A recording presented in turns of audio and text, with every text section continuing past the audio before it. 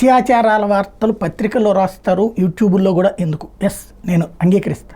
కానీ ఒకేసారి ఇక్కడ ఇది ఎట్లాంటిదంటే ఒక దారుణమైనటువంటి సంఘటన. ఇప్పుడు నిర్భయ ఎందుకు మాట్లాడుకున్నాం, కదులుతున్నటువంటి బస్సులో చేసినటువంటి అత్యాచారం. ఇప్పుడు నేను తెలంగాణలో జరిగింది అదే.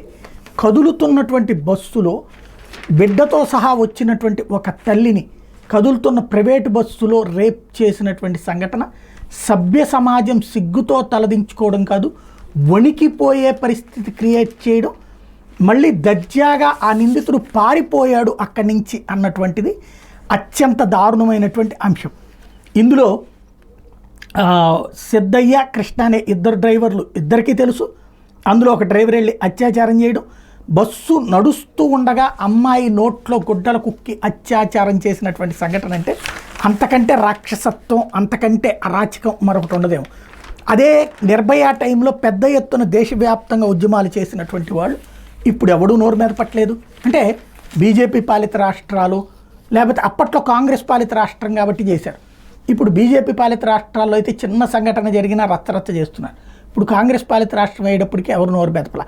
అట్లాగే ఇంకోటి సాఫ్ట్వేర్ ఉద్యోగిని మీద అత్యాచారం, అది సామూహిక అత్యాచారానికి సంబంధించి 24 ఏళ్ళ యువత ఒక ఐటీ కంపెనీలో ఇటీవల ఉద్యోగం వచ్చింది. 2వ తరగతి నుంచి 10వ తరగతి వరకు ఆమెతో కలిసి చదువుకున్న హయత్ నగర్కి చెందిన ఎడ్ల గౌతమ్ రెడ్డి ఆమెకు శుభాకాంక్షలు చెప్పి పార్టీ అడిగాడు. సోమవారం రాత్రి ఇరువురు కలిసి సాగర్ రింగ్ రోడ్ సమీపంలో బార్ అండ్ రెస్టారెంట్కి వెళ్ళారు. అక్కడ గౌతమ్ రెడ్డి బలవంతంగా మద్యం తాగిస్తే ఆమె అపస్మారక స్థితిలోకి వెళ్ళిపోయింది.